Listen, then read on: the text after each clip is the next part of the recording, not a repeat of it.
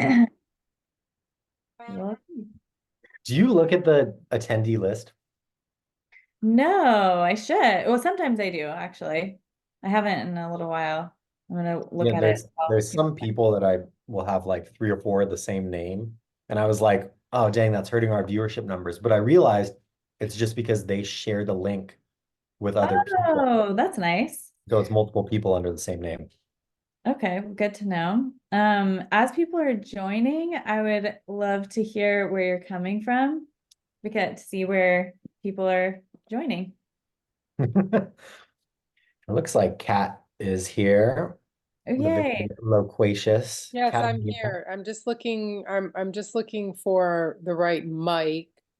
Can you guys hear me? Yeah, you sound amazing. You got the Oh, right mic, okay. girl. 1 second. Okay, so maybe it's external. Okay, and I don't know. Oh, there. Okay. Hey, hey, good How's to see it going? you. Good. Great. All right, I You actually wonder- might have to. All right, so I'm using a mic. I have no idea if this mic is actually working, but All right, careful what you say because we're live. And I was gonna say you're larger than life. You don't even fit on the screen. You're like, it's because I'm like pulling the laptop up really close to me to make sure it's working. But all right, give me 1 sec. Okay. all right, I think I can introduce you. And this might be going out on a wing and a prayer. We have Catalina Kaiyoorawongs. Did I remember the Oh my pronunciation? God, you did really good. Really Well, good. you were such a memorable guest on my podcast that you're indelibly inked into my mind.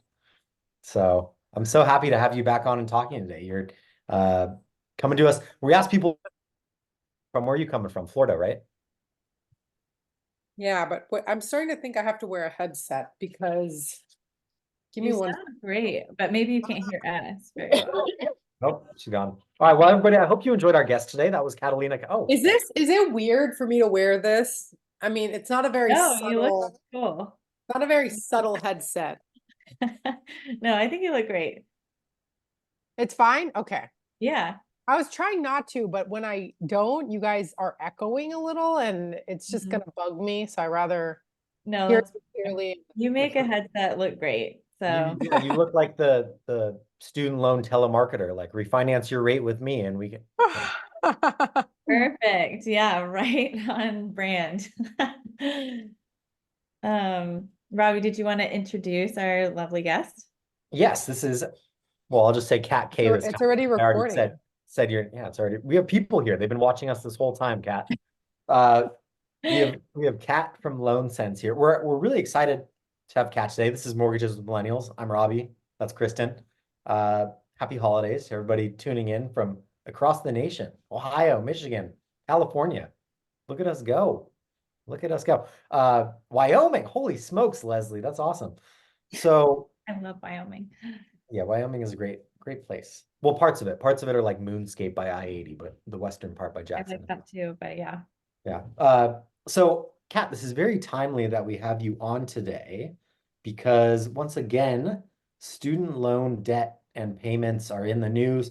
It looks like Biden's student loan debt relief committee, the final round of talks began about loan forgiveness. I'm no expert. Can you give us a little update on the latest, what's going on?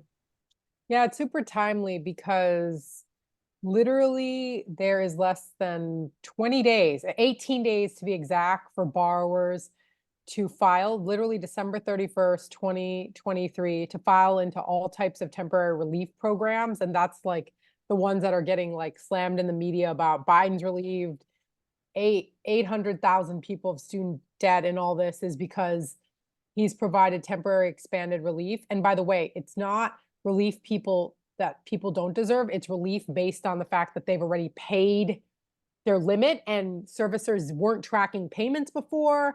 He's required them to, during this payment pause, to actually count people's payment. And then if they've made their 10 years, forgive their loans. Like, why aren't you counting their payments? Like, and you could imagine in the mortgage servicing world, the mortgage servicer knows how many payments you have left, right?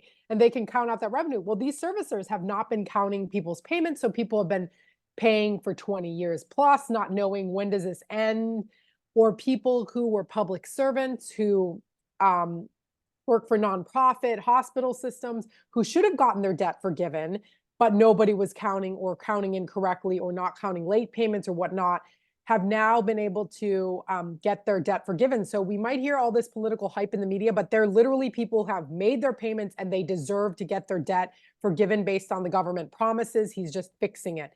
And so the big news now is these committees getting together and determining, hey, in light of all these mistakes, what is a fair way to give relief to people who have been hurt by the system? Like, for example, people who've been paying over 20 years, right?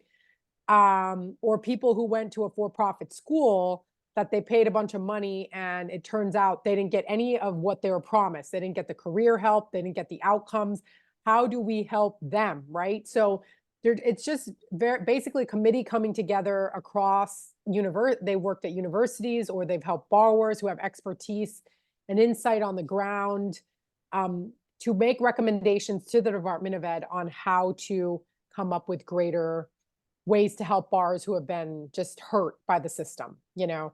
So I like to take the politics out of it a little because we hear, oh, you know, millennials, all these people, they made the decision, now they should pay for it. Well, it's like they have been paying for it. And the government has said, if you make X payments, then you're done. And it just hasn't happened. And it's like the government's literally just honoring the promise of the value of an education, right? So I just like to correct it a little because sometimes it just turns political and there's this idea that you go to school and then all of a sudden all your debt's forgiven or something. It's just, that's just not the case. And there's a lot of media hype around, oh, you're just going to give blanket forgiveness or something. And it's just not, simply just not what's happening. I'm so glad you're clarifying that because I mean, it is wild. Right. I looked at several news articles about this before coming on and didn't see anything about that. And I mean, my ex-husband actually had a ton of student loan debt, went to a top 10 school for law school, and then worked at Catholic Charities. And like, you know, he was making 40 grand a year.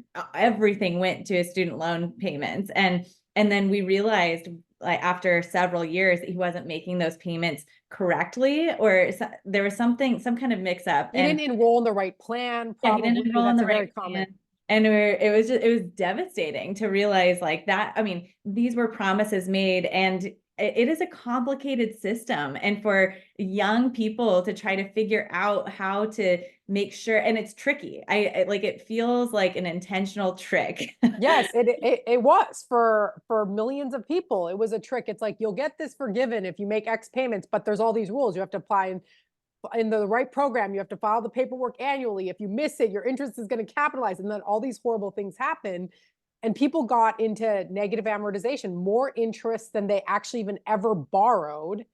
And there's millions, there's over 10 million people with higher balances, even after the pandemic, it's 0% interest than what they borrowed for school. And now the government's trying to backtrack and say, okay, we've clearly over the last decade plus basically screwed this generation of people. How are we going to make it right? Right. And so the media rhetoric is so toxic, in my opinion, because it's trying to pit like some type of like, they're making it political, like being like, if you believe this, then you're some kind of leftist progressive or something, right? And I had to say that because Robbie, you pointed out, I started to sound like like some kind of leftist communist or something, because I believe that if you tell somebody something, you should honor it, which I just am for, like, if we tell it, let's not overcomplicate it and make it so hard to access, right? So essentially, how does it, I just really want to get to, how does this apply to the mortgage world, right? The mortgage world, you all know, when loans are on pause, right? Then the lender has to use like 1% of the balance, 0.5% of the balance. And if they have all this negative amortization and all this interest accrual, so now the lender has to look and say, okay, it doesn't matter how much you borrowed. Now all this interest is added up. You have over 100, even though you never borrowed 100,000. We have to use 1%, $1,000. It's like it not just disqualifies, but it really hurts people's affordability in a rate environment where affordability is already horrible. So how can we, if this is not addressed systematically, which we're working on as a company, how do we help borrowers, regardless of what legislation gets passed, how do we help borrowers today with what is in existence to get them into the right program and then actually help them follow all the rules so they can get access to the right programs, or they will never be able to start building wealth, buy a home, or do anything of what an education really promises people, right? And Yeah. so Loan Sense is not just provides data to lenders, and hopefully pretty soon, I'm really crossing my fingers, to regulators, but how do we also do the steps for the consumer so they can access the federal programs and actually have the two largest debt programs that are federally regulated talk to each other? So lenders don't need to use 1%. We can actually use what the payment is and get the right documents to support that consumer, right? Yeah, I'd love to get some examples, but You're on Robbie, I think mute, you're talking Robbie. and you're muted. I probably should have been on mute for what I'm about to say. I'm going to say I'm bringing politics back into this. Proud member of the Freedom Caucus. Let me say to you, no, this is all tongue in cheek, but for those of us that went to school, worked through college, paid for college, that obviously this is beyond any of our pay grades. We're being punished. Like, shouldn't I have taken out student loans if they were going to be forgiven? What the heck here? Talk about this promise of an education. Why did I Well, being you know punished for what's paying for interesting? college? Well, what's interesting is we're putting like $700 billion to Ukraine. What we're actually paying for is, like, people are like, oh, we're going to give Americans like 60 billion in loan forgiveness, but like we're doing 10 times more to do war in other countries. It's like we're actually paying for a lot of different things, but as soon as it benefits like a low to moderate income American, politics gets riled up. But like, how about these wars? How about all these other things that we're giving money to, right? I always point that out.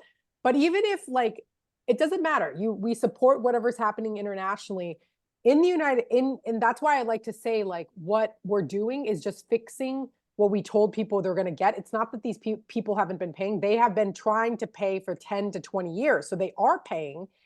It's just that we also need to address policy from the standpoint of borrowing and making college more affordable. That's really how we're going to fix some of this. Right now, what we're doing is we're saying, and Kristin knows, running First Home IQ, right?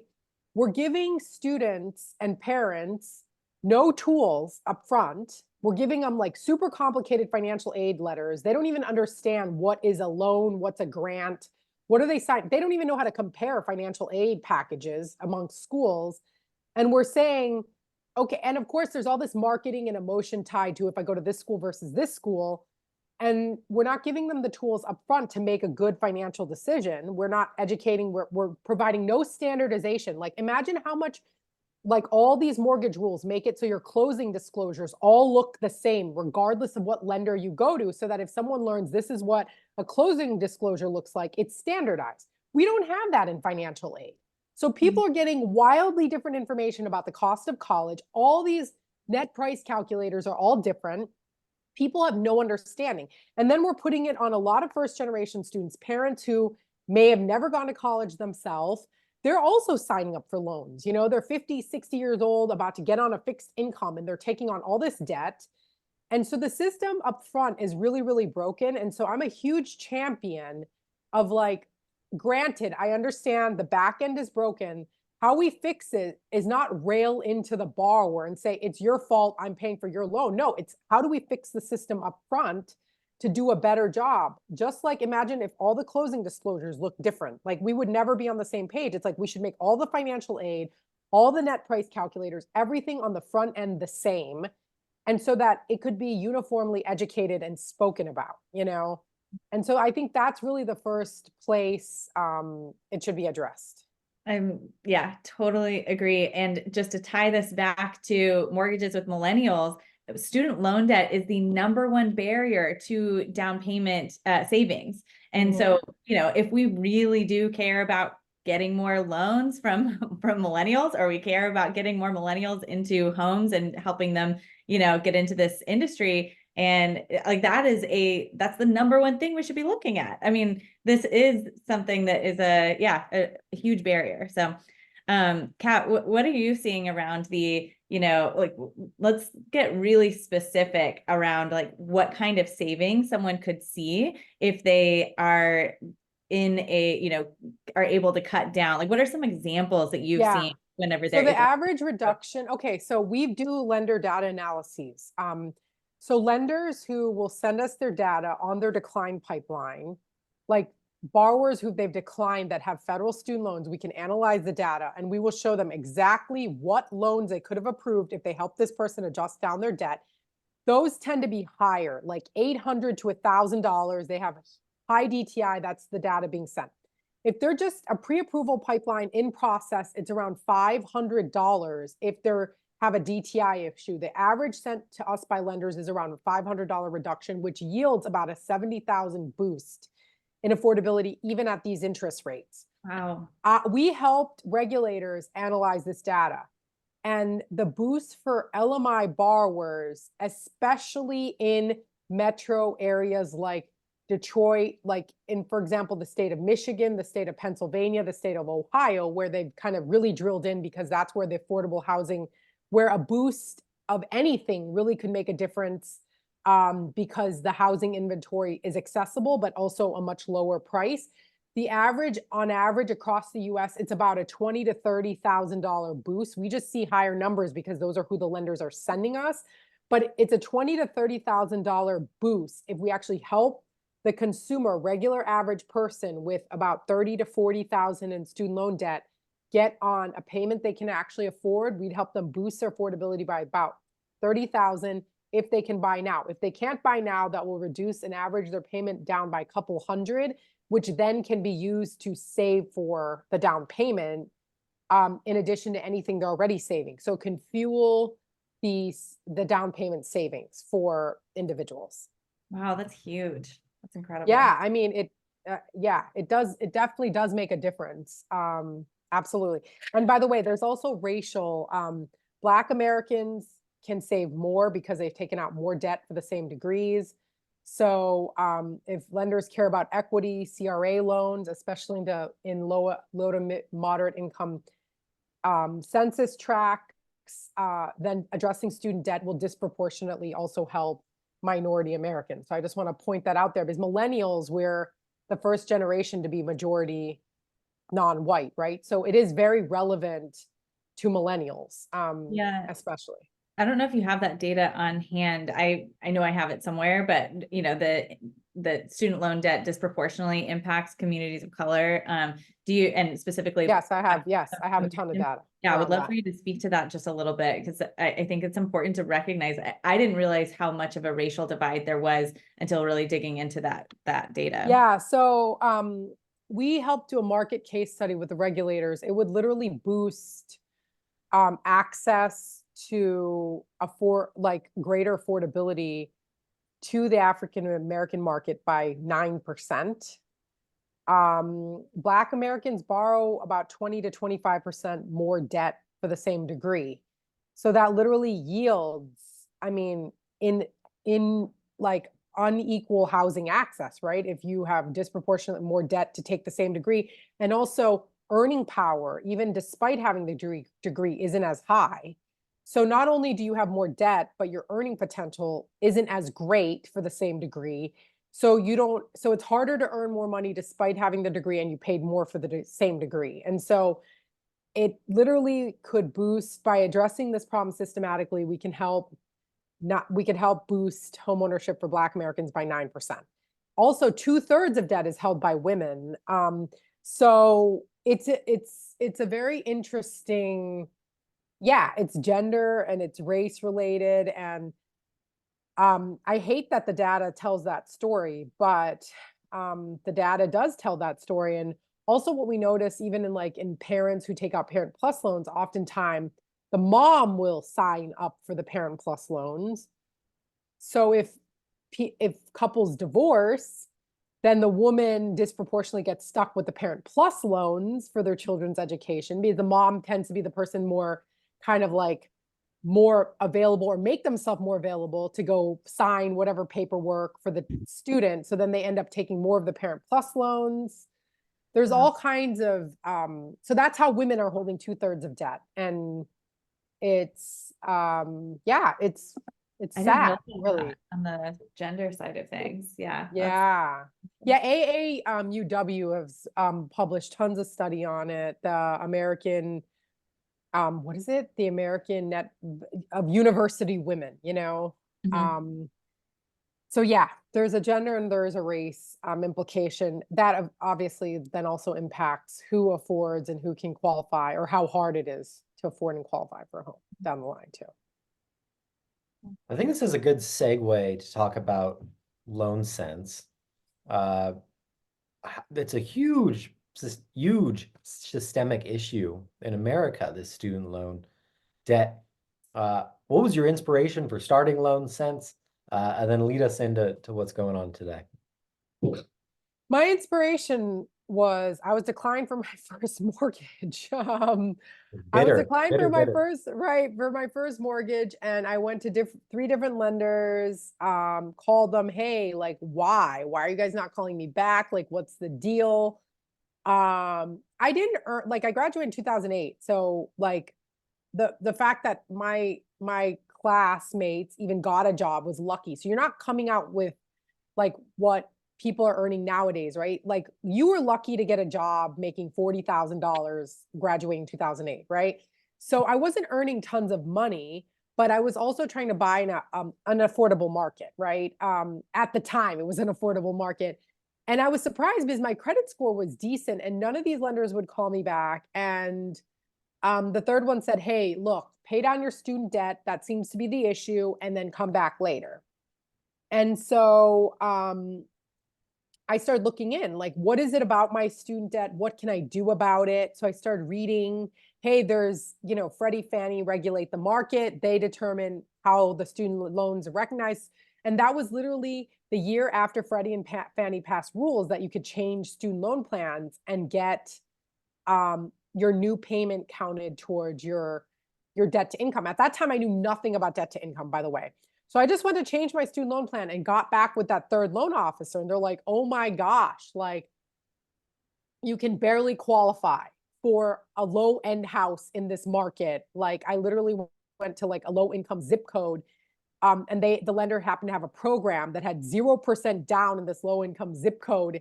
So I was able to get like this starter home, and I ended up putting a few percentages down, not 0% exactly, but that was how I closed on my first home. And I was like, hey, how many people are being told the same thing in my generation? And then literally 3 years later, that's when the National Association of Realtors came out with all the data around basically my story, but on a national news front.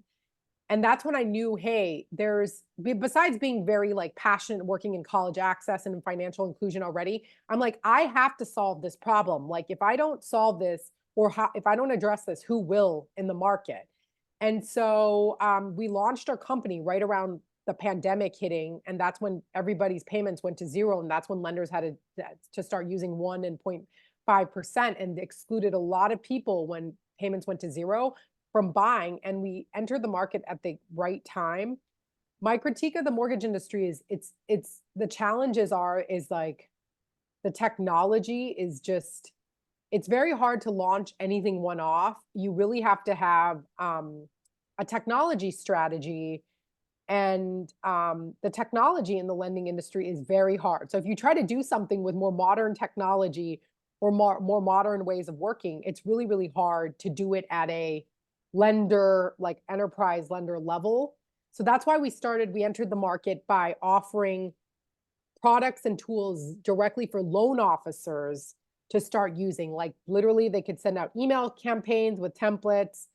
They can literally invite clients, have their own personalized consumer lead capture links. So that's how we launched in the market, with over 80 like loan officers from over 80 different brands, And now we're having conversations at enterprise level on doing pipeline reviews.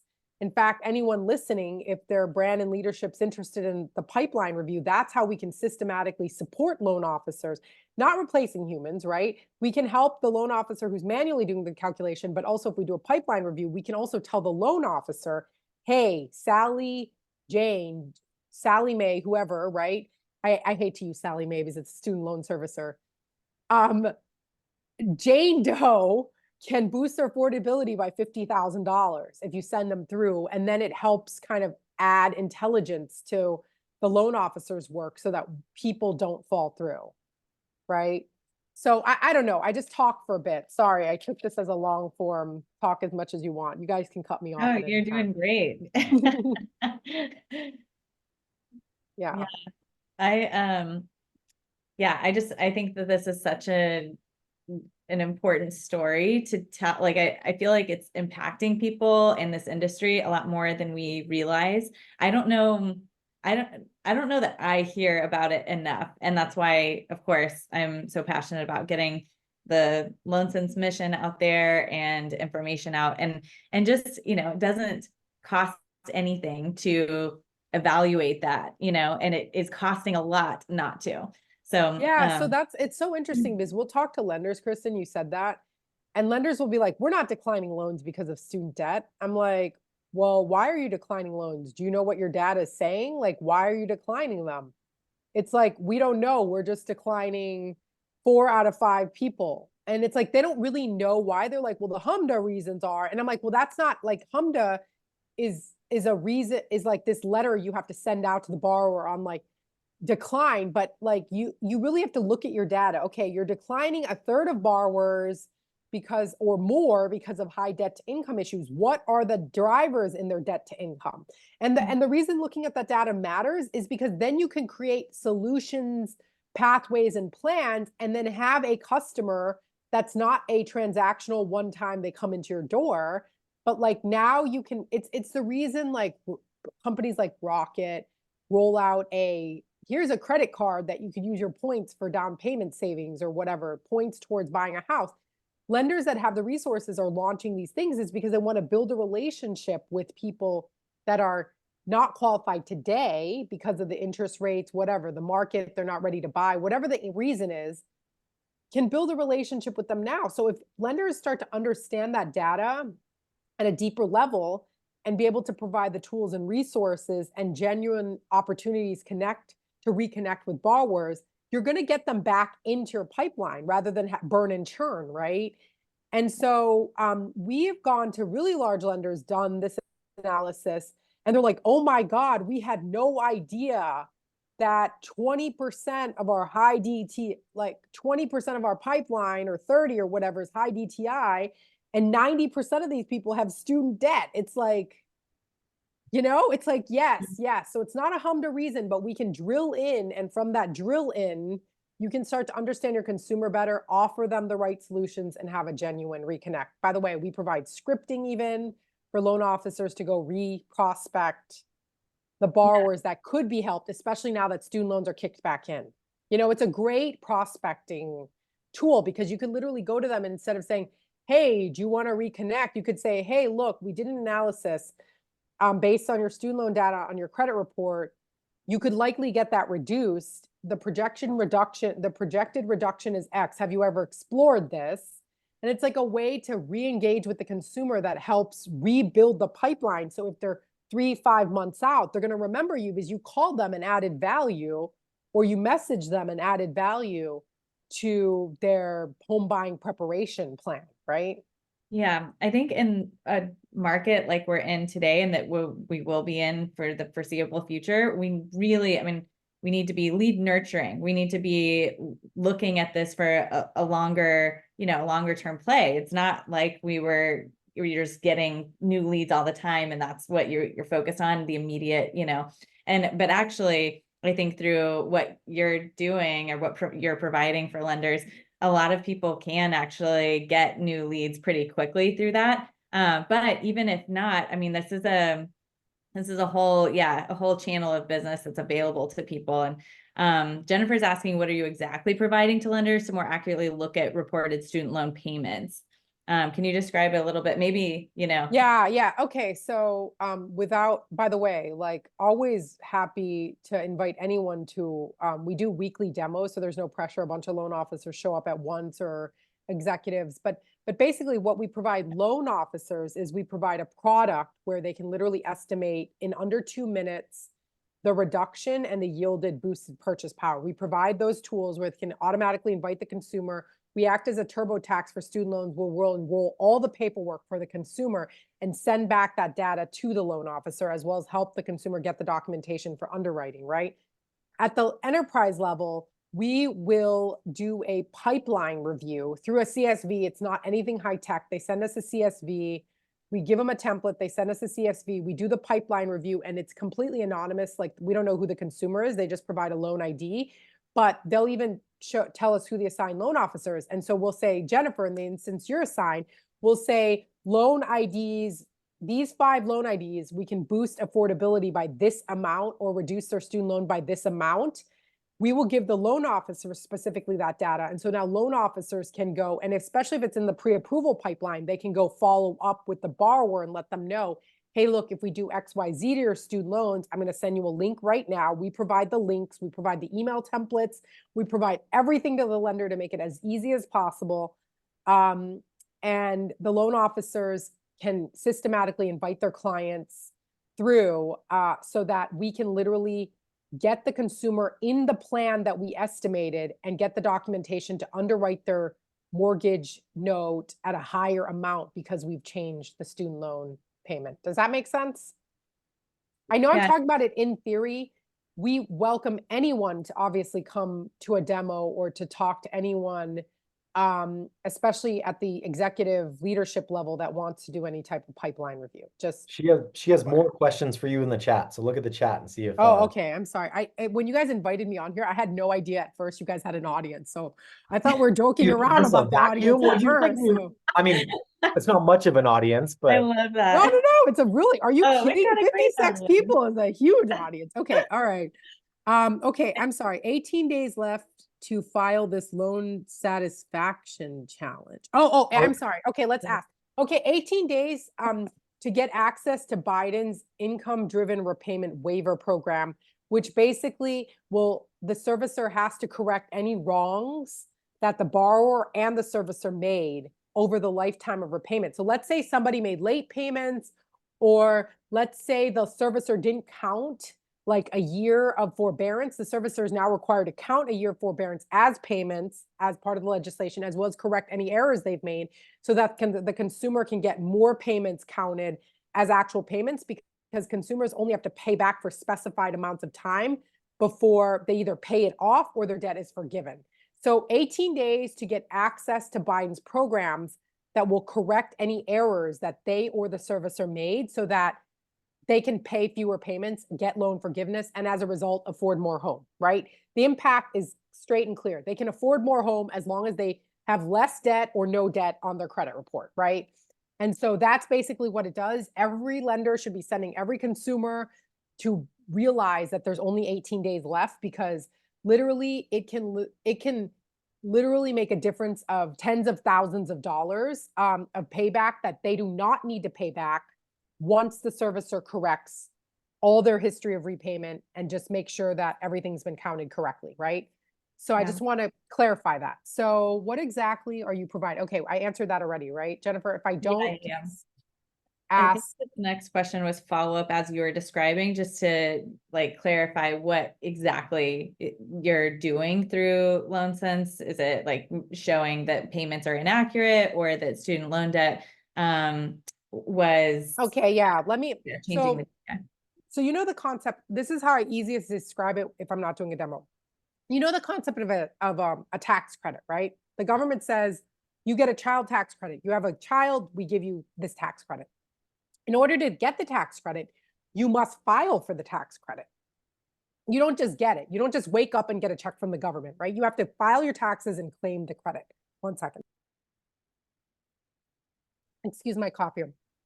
So from the student loan front, if you can't afford your payment, you don't just wake up tomorrow, right, and get a lower student loan payment. You have to file into it. So what we do is we show to the lender, here's the impact if we file into this program. We let the lender know, we're going to reduce the payment to X. Let's say it was $500, we're going to now reduce it to $250. They send the consumer through and we help them enroll the paperwork so they can get their student loan to $250. That's literally what we're doing. So now instead of the mortgage note what you can lend out being based on the student loan being 500, you could base the mortgage note on the student loan being 250 instead of 500. And we will even go, it's Freddie, Fannie, FHA, VA guideline compliant. So we will even go help the borrower get the documentation so that the underwriter, not you, Jennifer, but the underwriter down the line, when they come to say, okay, we're using 250, where is the letter from the servicer so we can use 250? Loan Sense has gone to help the consumer get the right letter so that when underwriting comes to ask you, where's the letter that says we can use 250, you can lean on us to get the letter that says the consumer can use 250 instead of 500. Does that make sense? Yeah, I think you described that well. Robbie?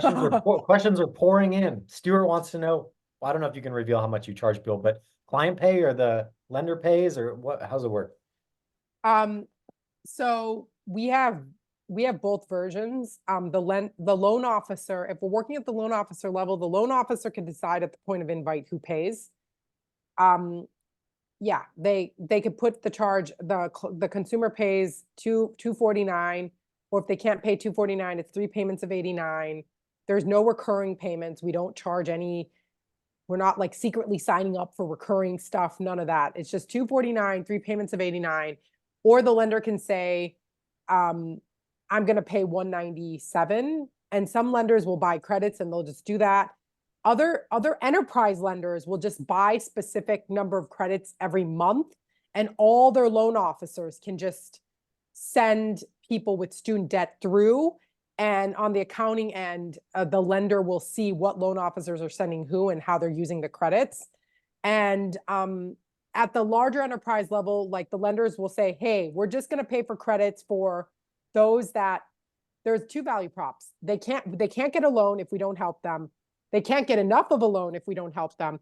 Or we're trying to qualify them for a doctor loan or healthcare professional loan. And it could literally go to a conventional loan if we help them get public service loan forgiveness. They're already working at the hospital down the street. We help them get public service loan forgiveness. Now we can make a Fannie conventional loan that sells, and we don't have to take a portfolio loan that we have to hold on for 30 years. So it ends up making the lender a whole bunch more money if we can help them turn it conventional. And so that's the use case for lenders to systematically pay. We'll also have lenders that say, we won't pay, the consumer will pay, but we'll credit them at close. So the pricing strategy completely depends on the lender. Like, what is it the lender wants to achieve? Do they want to invite every single person at the front end, in which case they'll just let the consumer pay and then credit them at close? Or is it specifically like the repath team wants to use it to save loans, then the lender will pay, right? So it's a completely dependent on the lender strategy and also operationally how they operate. Some lenders are like, we're not going to roll it out to everybody. We just, like, we know the A+ students, we're going to give it to the A+ students, and we're going to get the A+ students to split the cost with us, something like that. And the lender will internally work that out and they'll just buy credits from us. So it's completely dependent on the lender operations, the lender specific way of like operating and their strategy, and we'll work with them. We can make it lender or consumer paid back or not paid back, all of that depending on the lender. I know that was like way overcomplicated, but the point that I'm trying to really get at is it's completely dependent on the needs of the lender. So we don't come in and dictate, you must pay or they must pay. We do not dictate how we end up getting paid. And frankly, we don't care. Our pull-through rates are great. We really try to help you pull through loans, and we really believe we're acting as an extension of your team. Like, we'll even have lenders that will just email our support and say, call these 5 people. I've invited them through XYZ. This is what they each need. And we'll just work even the way the lender works best. We try to accommodate with a high tech or low tech way, So keep going. You got 2 more questions in the chat, then I'm going to close okay. monologue here. Okay, yeah, no worries. Kristin, do you want? Yeah, I was just I going to say the first one is that the customers are not solicited by other lenders when they go through Loan Sense, correct? Yeah. Okay, definitely not. And then this next one is a really good question around the time frame. So from getting documentation that student loan payment is reduced, like when does that reduce payment? 21 days. 21 days. So oh my gosh, that's so 21 days or less. It depends on the servicer. So the less backed up servicers like Ed Financial, the smaller ones that just got the federal contracts and are trying to show that they're doing a good job, will literally get it turned around in like 3 to 5 days. The Wow. bigger ones that are super busy with millions, 12 million borrowers to service, like Mohila, their turnaround time is taking longer just because there's so many people. So it's totally lender dependent, but on average, we are able to do it in 21 days. If it, for whatever reason, can't be done quickly because it's a big servicer or there's some issues with the borrower, we will let you know basically as soon as the borrower comes through, because every loan officer will sign up for an account at lender.myloansense.com. So we'll know exactly which loan officer is sending us that client.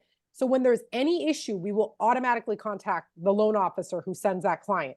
And as a result, Linda, we will never send, like, that client is attached to you. We won't send them to somebody else. We know who they're attached to.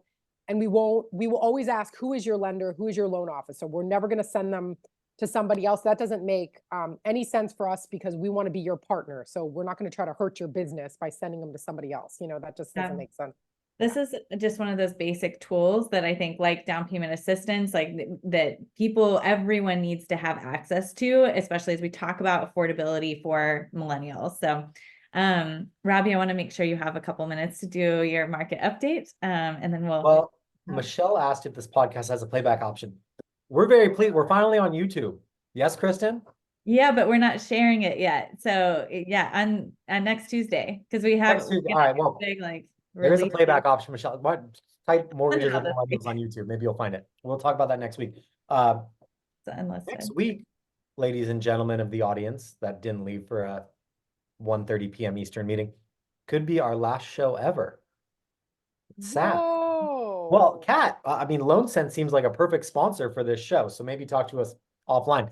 But if we don't get sponsorship for next year, last week's going to be, or sorry, if we don't get sponsorship for next year, next week will be our last show. I think those of you on here have gotten a lot of value out of this. I've had great guests on like Kat. And actually, Kristin and I were talking before we came on, the frustration at the traction and finding sponsorship here versus my ability to find sponsorship in other places that I don't think provide as much value to companies. Or I think it's a great show. I don't want it to go away. So people of the audience, if you know a company, if your company got a little extra marketing spend for 2024, you could throw our way. We would love that. If you're an LO watching this and you want to sponsor it, I got plenty of friends that want to buy homes. I'll refer them all to you. It should pay for itself, no problem. So Anitra, the best way would be to email Kristin or myself. You can find me, Robbie at robchrisman.com. Kristin, what's your email? Kristin at firsthomiq.com. We also have First Home IQ, and that's Kristin with an I, not an E. Keep that in mind. So I'm sorry for the slightly morbid note there. I really enjoy doing this show. I actually saw a good recording of music producer Rick Rubin, who's been in the hip hop game for decades, since kind of its inception, talking about creating music the other day. And he was saying, I don't make music for anybody else. I don't make it for the audience. I make it for me. And I feel that way about this show. Like, I genuinely enjoy doing this show. I really do. I know Kristin does too. There's a lot of value. I don't want to see it go away, but obviously Kristin is a very busy lady, and both of us need to focus our efforts on things that are kind of making money in a tough market like this.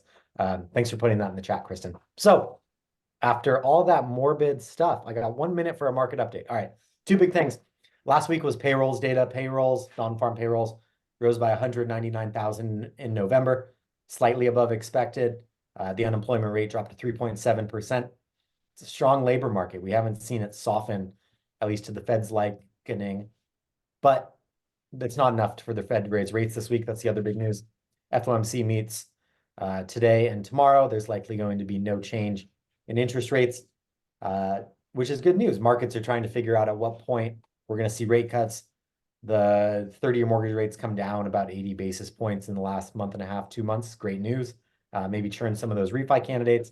Maybe look through those that were declined and see if student loans are having an impact. I think that's a great takeaway from today. I'll keep it brief. I'll end it there. Kat, I love talking to you. I need to get to Florida soon. I think I'm going to be at the IMB in New Orleans in January. You going to be there? Oh, am I on mute? No, you're good. You're good. Oh, is that some type of concentrated topic roundtable or something? Like, is there a I'm specific? just going to show the It's the MBA independent mortgage bankers. It'd be a good audience for you. Yeah, it's funny because I'm trying to figure out what things I'm going to be doing for the year. So, but I either think way, listen, if I go there or not, you're always welcome to, to come hang out. I'll be around. I'll be around Michigan and Florida all next quarter. So if anybody wants to meet for coffee, I'll be around Florida and Michigan. So, yeah, I'm going to look into that. And speaking of, how can people get in touch with you? What's the best way? I'm going to leave my personal email address. Love to answer any questions. I'll leave it in the chat. Catalina@myloansense.com. Yes, leave it in the chat for 10 seconds until we end the show. Everybody, copy and paste quickly. Copy and paste. Yes. You sent it just to the host. I'm gonna. Oh, whoops. I'm sorry. I'm Yeah. sorry. I sent it to everyone. Oh, yeah. I think I sent it. Yeah, you're right. Okay. That's my email. Also, you can always just come to our website and there's a phone number. We answer it from 8 a.m. to 8 p.m. So, and you'll get linked up to the right specific lender versus consumer helpline. We're there. And yeah. Great. Well, thank you so much for spending some time talking about this really important topic and an important solution. And thanks everybody for joining and attending and being active in the audience. So, Robbie, anything else? Join us for next week. Hopefully it's not our Yeah. last show, but if it is, let's go out with a bang. We have some cool stuff for you. Yeah, sounds good. All right. Thanks, everybody. Have a good week. Thank Bye. you for having me. Bye-bye.